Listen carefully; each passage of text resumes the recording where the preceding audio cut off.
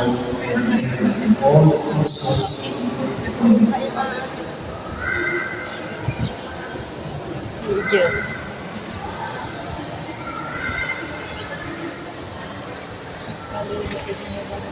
Ayan mga guys, tapos na kami nagsimba at nandito kami sa side ng simbahan at nagpipicture kami, taking picture muna mga Carnelman, mga guys. Happy blessed Sunday pala sa inyong lahat mga viewers ko dyan.